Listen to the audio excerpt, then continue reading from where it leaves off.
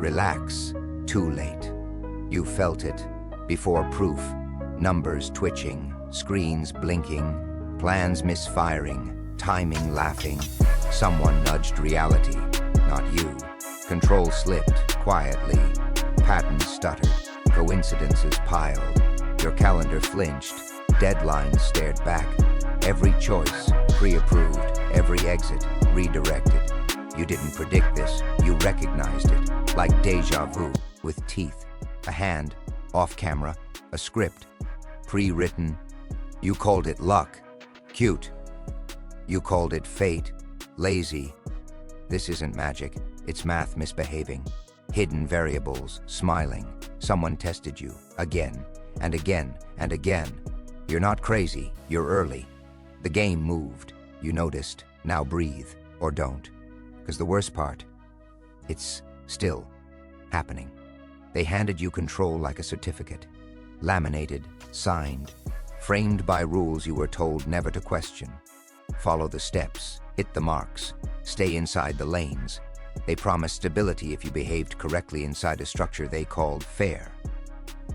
It felt solid until it didn't. Control never vanished all at once. That would have caused panic. Instead, it thinned. Quiet delays, slight changes, expectations that shifted after you met them. You adjusted because that's what intelligent people do. You adapt before you accuse. That's how the illusion survives. You thought control meant choice, but choice was curated. Options arranged like a menu where the price was already decided. You could pick A or B, but never ask who designed the alphabet. Every decision you made felt personal, yet led you exactly where the system expected. That's not coincidence. That's containment with good lighting. They taught you effort equals outcome, a comforting lie, because when effort fails, you blame yourself, not the structure that benefits from you trying harder inside a rigged frame. The illusion depends on your self-correction, on your willingness to internalize failure as character flaw instead of system signal.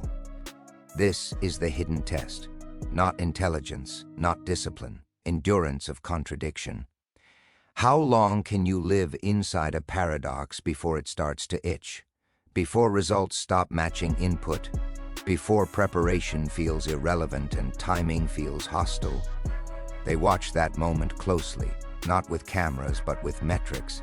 You weren't losing control, you were never meant to hold it. Control was permission-based, temporary, revocable. And the moment you started asking sharper questions, the system responded the only way it knows how, by pretending nothing changed. Gaslighting at scale. They'll call it randomness, market forces, bad luck. They'll say everyone struggles. They'll say patience. They'll say resilience. Nice words, safe words. Words designed to keep you calm while the walls subtly rearrange. But something inside you noticed. A mismatch, a lag, a strange repetition. That discomfort isn't fear. It's awareness trying to surface in an environment that profits from keeping it submerged. You're not failing the system. You're outgrowing the illusion it needs you to believe. You were solving the wrong puzzle, not because you lacked intelligence, because the board was incomplete. Pieces missing on purpose, rules explained halfway, outcomes graded as if you'd been given the full picture. You optimized effort, discipline, consistency, and still the results came out distorted. That's when the suspicion crept in. Something else was moving. Hidden variables don't announce themselves. They hide behind neutral language, timing, fit, context, words that sound harmless but control everything. You thought performance mattered most. It mattered, but only after positioning, narrative, and permission were already settled. You weren't evaluated first, you were placed first. Decisions happened before you entered the room, conclusions formed before your data spoke. The meeting wasn't for deciding, it was for recording what had already been agreed on elsewhere. You felt it in the pauses, in the smiles that didn't reach the eyes, in feedback that contradicted itself without apology. That wasn't confusion, that was choreography. There are circles you don't apply to, calendars you never see, conversations labeled informal, where outcomes solidify, No robes, no symbols, just access disguised as coincidence. You called it networking. Cute word.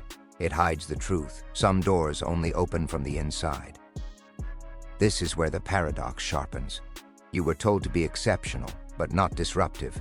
Original, but familiar. Confident, but agreeable. Every strength came with a leash. Every deviation triggered concern. Not because you were wrong, but because you were unpredictable. Systems hate unpredictability. Not because it's dangerous, but because it can't be priced, scheduled, or controlled. So they introduce noise, mixed signals, conflicting incentives. If you stumble, they call it incompetence. If you persist, they call it attitude. Either way, they don't have to explain the real variables. And here's the moment that changes everything. You start sensing outcomes before reasons appear. You know how things will end before they officially begin. Rejections feel pre-written. Success elsewhere feels suspiciously effortless for others. That's not pessimism. That's pattern recognition crossing a threshold. Once you see hidden variables, effort alone stops being sacred. You stop asking how hard you tried and start asking how the board was set. And the more you notice, the clearer it becomes. This scenario didn't surprise you. It revealed what was already running in the background. Here's where the system tightens its grip, politely. Once you notice the hidden variables, it doesn't confront you. That would admit their existence. Instead, it turns inward on you. Doubt becomes the weapon. If something feels wrong, you're told to adjust your mindset. Be flexible, be resilient, be grateful. Translation, adapt faster than the contradiction grows. This is the paradox engine. You're encouraged to think independently until your thinking produces friction. Then independence is rebranded as ego. You're praised for initiative until initiative escapes the script. Then it becomes misalignment. The rules don't change openly. They rotate, always just enough to keep you off balance. And you keep moving because stopping would mean admitting something foundational is broken. Self-optimization becomes the ritual. New habits, new frameworks, new productivity systems. You sharpen yourself endlessly, believing the next refinement will finally make the outcomes line up. But the more efficient you become, the clearer the distortion gets. You're improving. The results aren't. That's when transformation starts. Not as confidence, but as irritation. A quiet refusal to swallow explanations that don't match reality. You stop internalizing every failure. You begin externalizing the structure. That's dangerous for the system, because once you ask the forbidden question, who benefits from this setup, the motivational language loses its power. Incentives expose themselves. Praise feels conditional. Criticism feels scripted. You notice how often growth really means compliance. How opportunity often means unpaid risk.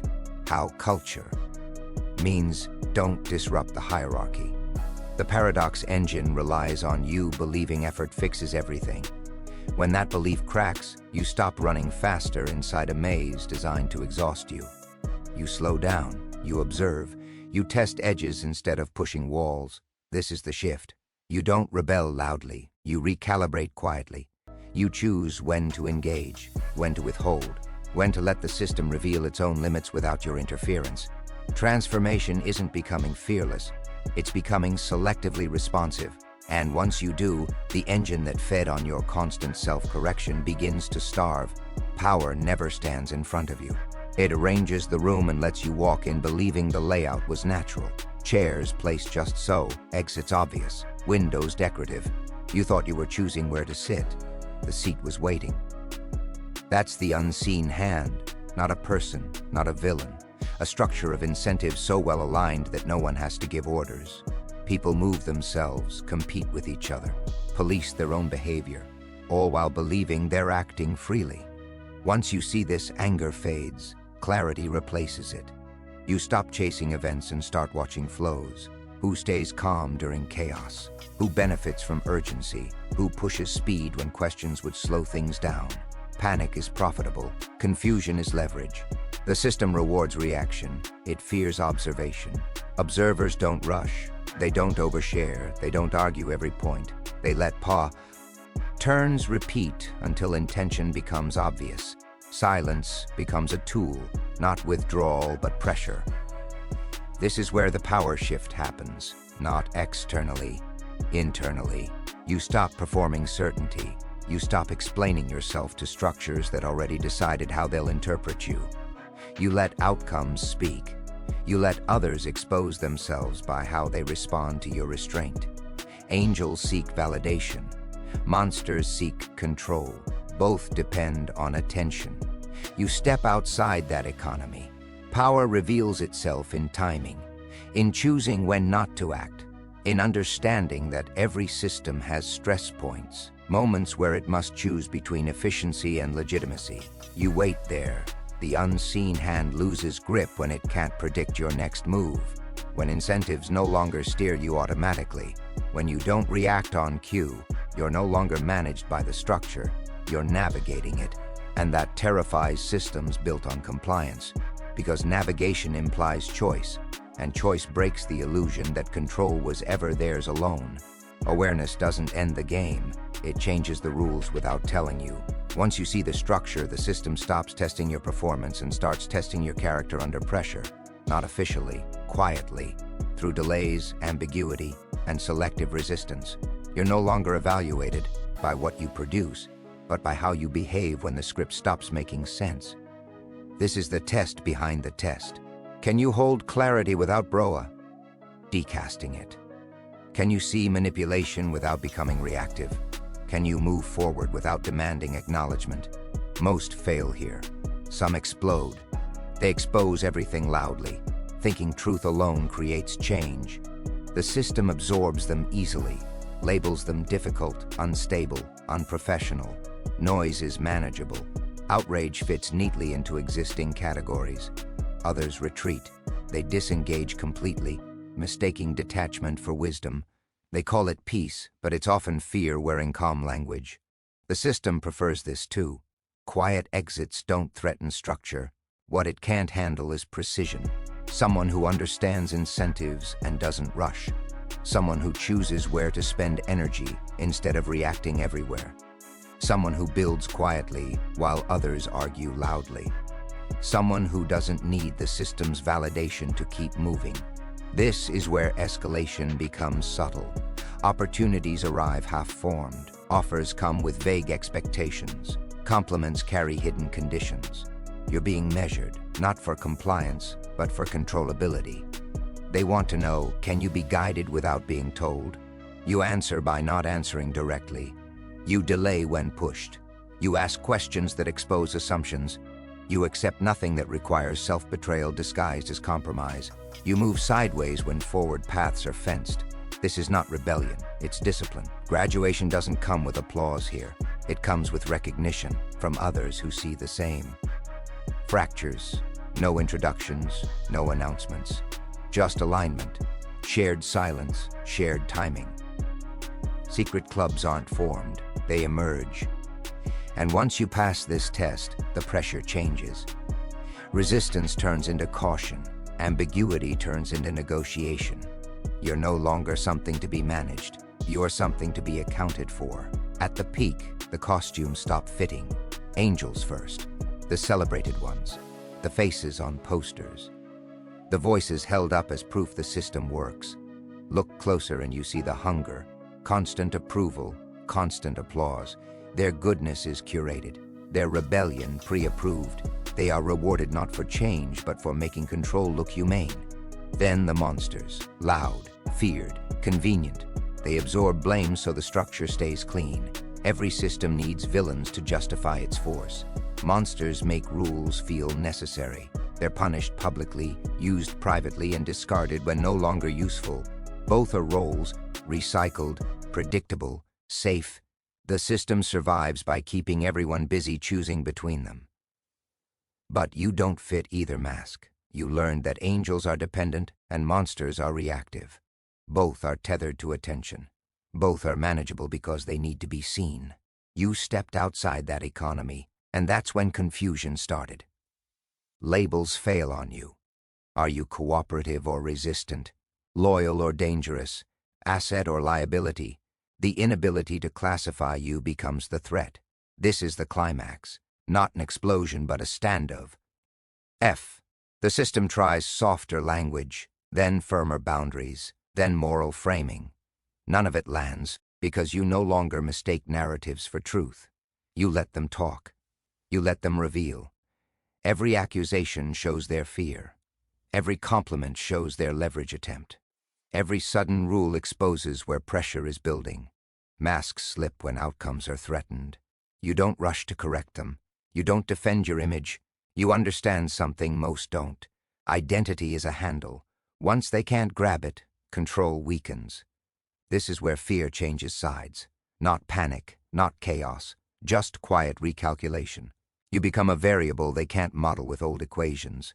And systems hate nothing more than unmodelable outcomes. That's why this moment feels heavy, charged, final, not because something is ending, but because something no longer needs their permission to continue. So now you're standing in the aftermath, not of destruction but of clarity.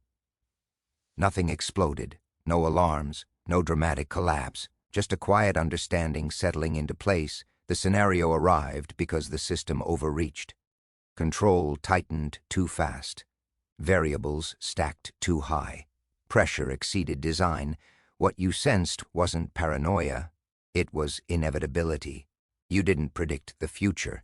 You read the present accurately. When incentives distort long enough, outcomes announce themselves early to anyone paying attention. That's why it felt familiar before it happened. Recognition always comes for proof. Now the game feels different, not urgent, not loud, optional. You no longer chase certainty. You build flexibility. You don't fight control head-on. That only strengthens it. You step around it. You move where rules haven't caught up yet. You invest in skills, relationships, and timing that don't require permission to function. Power shifts from dominance to independence. You choose when to engage, when to disappear, when to let others exhaust themselves maintaining illusions you've already outgrown. You understand that systems collapse not when attacked, but when they're bypassed. This is the real resolution. You don't need to expose everything. You don't need to convert anyone. Awareness isn't evangelical. It's selective. You recognize who's ready by how they listen, not by what they say. Alignment happens quietly without declarations.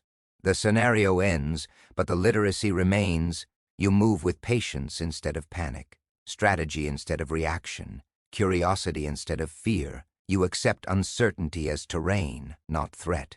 You understand that control was never something to seize, it was something to stop believing in. And that belief was the final lock. You're not okay in the old sense. You're not comfortable. You're not compliant. You're awake enough to choose. And once that happens, the next scenario won't shake you. It'll confirm what you already learned, that the real power was never hidden.